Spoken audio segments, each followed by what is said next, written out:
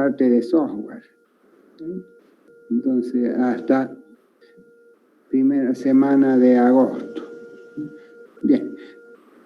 Bien, entonces vamos viendo. Acuérdense siempre de asistir, que necesitamos tener el 60% de asistencia para poder, pues, aprobar, ¿no? Mínimo.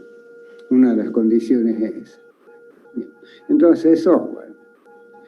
Entonces, el software es aquella parte del computador referente a instrucciones de programa. Estas instrucciones de programa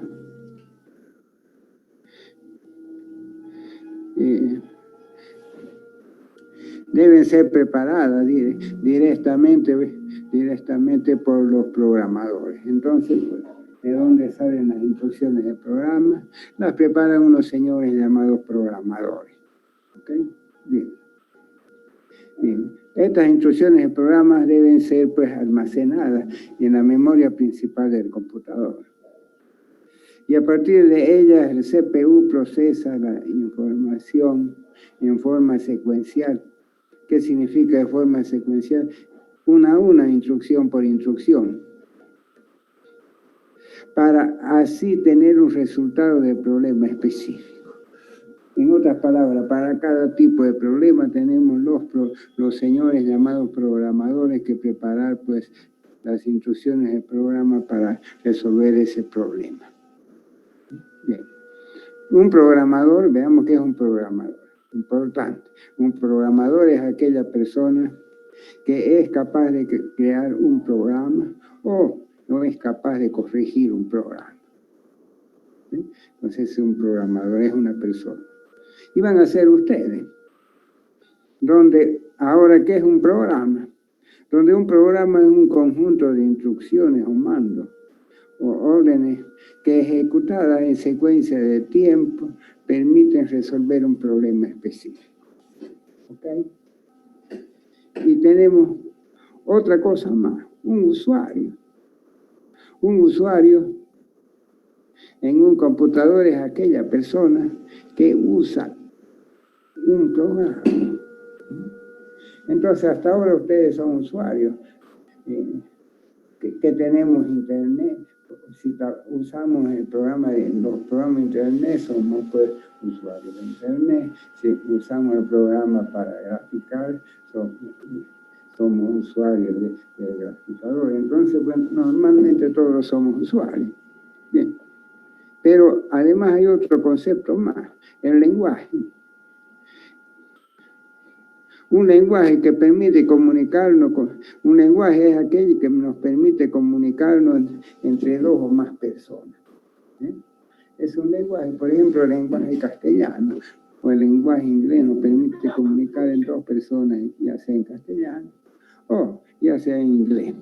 Pero si una de las personas es la máquina, entonces, pues, vamos a tener que obtener un lenguaje de máquina, un lenguaje binario. En el lenguaje de máquina, el alfabeto es el binario. Y la regla de sintaxis también es el binario. Fíjense que el lenguaje castellano tiene un alfabeto que es el alfabeto español y reglas de sintaxis, cuáles son artículos, adjetivos, verbos. No, que para la máquina el lenguaje es el binario. Y vamos a necesitar un alfabeto que va a ser el binario. Y reglas de sintaxis también van a ser binarios, porque solamente la máquina conoce, pues, binario. Nada más.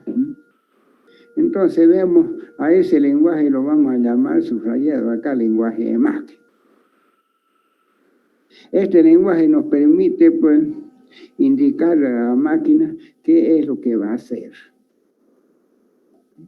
¿Sí?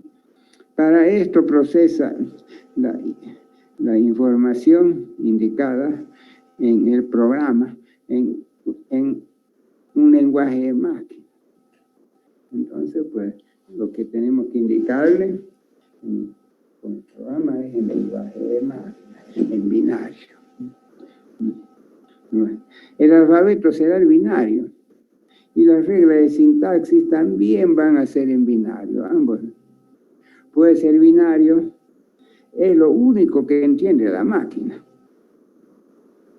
O sea que las órdenes a la máquina deben ser, pues, números binarios. O sea que un programa será, pues, un conjunto de números binarios que le dicen a la máquina qué va a hacer. Que está en el lenguaje binario. Y es el único lenguaje que entiende la máquina. La máquina solo entiende binario. Solo hay que indicarle los programas en lenguaje binario, o sea, con números ceros y unos, porque es el único que entiende lo único que entiende la máquina. Solo binario. Las instrucciones del programa en binario. ¿Sí? Programa objeto. Entonces, con ese lenguaje binario vamos a crear, pues, un programa. Ese programa para resolver un problema. Ese programa se llama programa objeto. Es aquel programa preparado en lenguaje binario, programa objeto. ¿Sí? Es decir, en binario. Y fíjense que algo interesante, es código ejecutable. Pues la máquina puede ejecutarlo directamente. Como la máquina entiende binario, pues entonces un programa objeto está en binario, entonces la máquina lo puede ejecutarlo. ¿Quiénes lo preparan? Los programadores. ¿Quiénes lo usan? Los usuarios. Y la ventaja del lenguaje de máquina es que es el lenguaje nativo de la máquina. Y la máquina solo entiende este lenguaje. Entonces, fíjense, quienes preparan el programa objeto, unos individuos llamados programadores. Pero quienes lo usan, otros individuos llamados usuarios, ¿sí? Los usuarios. Entonces, mientras lo preparan los programas objetos los programadores, los usan los usuarios. Pero veamos cuáles son sus ventajas y las desventajas. Pero tiene de desventaja, ¿no? Que es difícil de recordar. Pues usar por los programadores. Tiene que recordar largos números que están en binario y que son las instrucciones de programa. Entonces, como las instrucciones de programa tienen que estar en binario, los programadores tendrían que poder recordarlas. Y los números binarios son números largos, digamos, 3 veces y medio más que los números comunes, ¿no? Bien, entonces, además, existen muchísimos lenguajes de máquina. Pues habrá un lenguaje de máquina por cada tipo de CPU instalado, creado por los constructores de la máquina. Y tal vez puede haber un lenguaje de máquina distinto para distintas versiones del mismo CPU. ¿Okay? O sea, son totalmente dependientes del fabricante de la máquina. Casi estoy empezando. ¿Qué necesito? Es que el invertido no se le cuenta.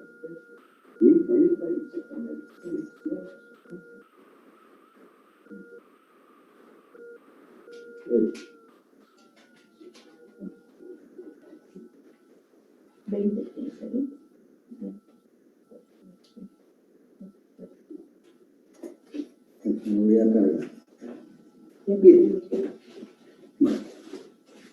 Bien. Ya vieron, ya me interrumpieron un poquito, pero seguimos. Vamos a hacer un ejemplo, inventemos un ejemplo de un lenguaje de máquina.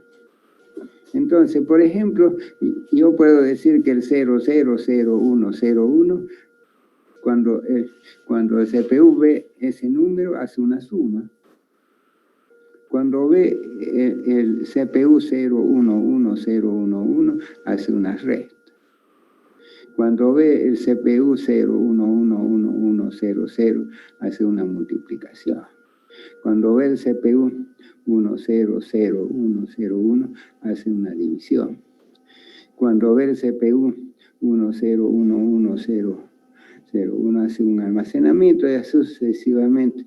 Y cuando ve el CPU 1111, hace fin. Y fíjense, ya habíamos dicho, esas son las instrucciones de programa, son circuitos de instrucciones de programa.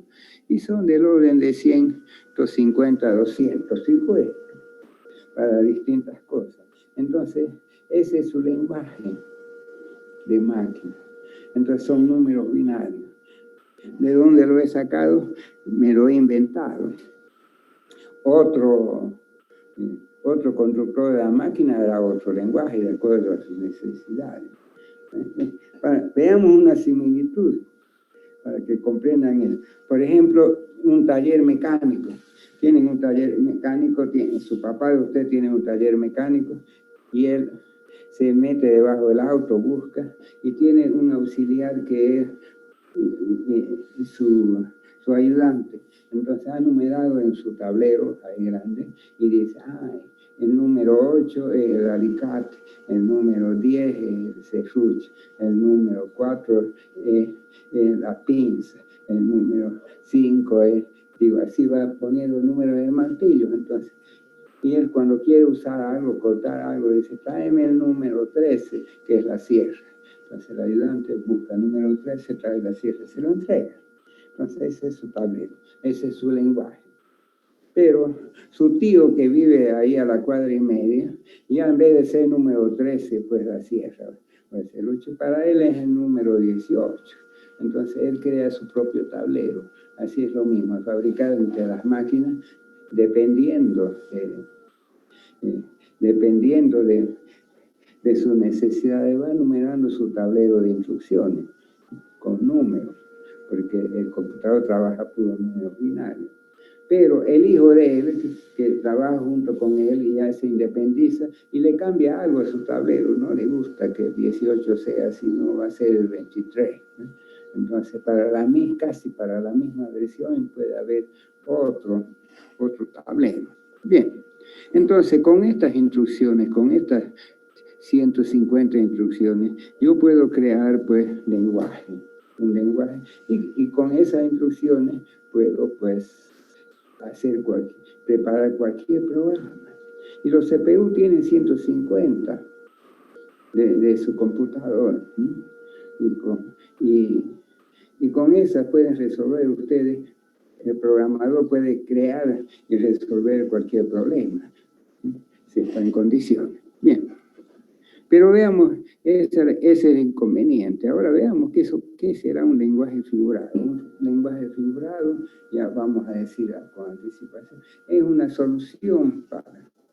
solución alternativa. ¿Sí? Entonces, ya notemos. Los lenguajes figurados permiten ayudar a los programadores. Ayudan a recordar los lenguajes de máquina, ¿sí? Que son largos números binarios, difíciles de recordar. Con este objetivo, ahora veamos, las instrucciones de programa, que son números binarios, se los bautizan con nombres o neumónicos, que son fáciles de recordar por los programadores. Además, no permiten una mayor pues independencia del constructor de las máquinas, pero tienen la desventaja de que este lenguaje no lo entiende la máquina, pues la máquina solo entiende números binarios. Entonces, pues esos números que tenemos arriba, como ven ustedes, bájalo un poquitito para ver de ahí. Entonces yo al 0001 lo puedo llamar ADD, si le pongo un nombre. A la resta lo puedo llamar res, al otro lo puedo llamar mul, al otro lo puedo llamar, lo bautizo con nombre, pero estos nombres no lo entiende la máquina. ¿Sí? Ese es el problema. Subamos. Por lo tanto, como vemos, se necesita un traductor que sea capaz de traducir cada una de las instrucciones del programa que están en lenguaje figurado con nombre, en correspondientes instrucciones de programa en lenguaje de máquina, que son números. Y este traductor lo puede realizar la misma máquina, con un paquete adicional, con un programa, otro programa adicional. ¿Okay? Fíjense, usamos la misma máquina de traductora. Un programa preparado en lenguaje figurado se lo llama, pues, programa fuente. ¿Quiénes lo usan? Lo usan los programadores y está en un lenguaje figurado. Y se lo usa para que sube un poquitito, que no le va a ver. Bien, entonces programa fuerte. Y lo usan pues los programadores que usan el lenguaje figurado. ¿Para qué? Para que los programadores puedan pues crear o corregir sus programas. Entonces, ¿qué trampa hemos hecho? El programador trabaja con nombres que son fáciles de recordar, ¿no? Entonces, y eso es, es un lenguaje figurado. Entonces, la máquina misma, en un proceso, los traduce a números binarios, a un programa objeto. Bien. Entonces, veámoslo en un grafiquito. Entonces, yo tengo un programa fuente, tengo un traductor y un programa objeto. Veamos el programa objeto. Está en lenguaje de máquina, como hemos dicho, ¿no? Acá a la derecha. Es código ejecutable y lo usan los usuarios. Entonces, eso es lo que tenemos en la máquina siempre. Son programas objetos. Están directamente ya en lenguaje de máquina. Y lo metemos a la máquina y es código ejecutable. ¿Quiénes lo usan? Los usuarios. Entonces, nosotros tenemos en nuestro celular, si le aplicamos doble clic ahí, si corre es un programa objeto, si no corre es un dato. Bien, entonces, pero para conseguir ese programa objeto, yo necesito traductores, un programa traductor, llamado ensamblador, otras veces lo llaman compiladores, otras veces lo llaman intérprete, cuya función es, pues, preparar programas objetos. Pero ¿cómo se prepara esto? A partir de un programa fuente. ¿Quiénes lo usan los programas fuentes? Los programadores. Está el programa fuente en un lenguaje figurado. ¿Se lo usa para qué? Para crear o corregir programas por los programadores. Entonces, si veamos nuestra situación actual, nosotros hasta ahora que normalmente somos usuarios, que tenemos programas objetos. En nuestro celular tenemos un montón de programas objetos, nada más, puro programa objetos. Pero desde este momento nos estamos convirtiendo en programadores. ¿Qué es un programador? Aquel persona que prepara un programa. ¿En qué lo va a preparar? No lo va a preparar en binario. No, en binario es muy difícil prepararlo directamente. Pues, si no, lo va a preparar en un lenguaje figurado para después convertirlo a un lenguaje objeto y vendérselo a los usuarios. ¿Sí? ¿Ok? Entonces, pues, el programa fuente lo usan los programadores, que son los que crean programas. Fíjense, nosotros somos usuarios, somos los que usamos los programas. Bien. Y veamos ahora, pues, lo vamos a clasificar estos programas. Entonces, pues, ¿cómo los clasificamos un programa? Hay una clasificación de los programas, sobre todo, de los programas figurados y programas, los programas fuentes, los programas objetos, llamados, los clasificamos en niveles de los programas, niveles de los lenguajes. Entonces vamos a clasificar los lenguajes en niveles. niveles de los lenguajes. Es decir, si estos lenguajes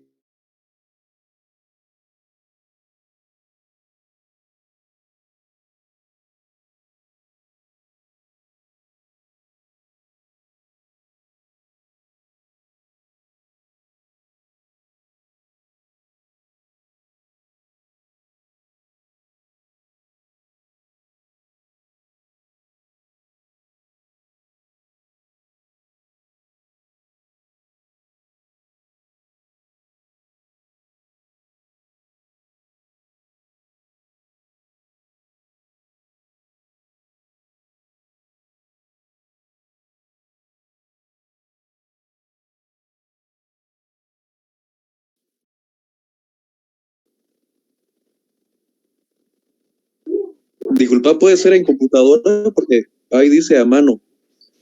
Te vas a complicar haciendo en computadora. Es a mano para que practiques también para tu examen. Dale, gracias. Porque vas a tener que hacer flechitas y todo eso, ¿no? Más tedioso.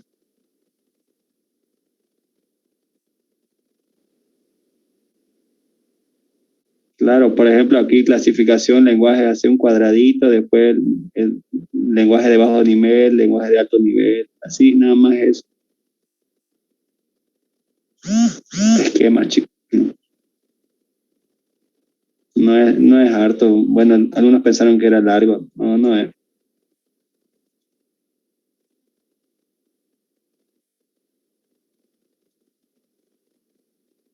Eso está claro, ¿no? Para los que se quedaron. Sí, gracias.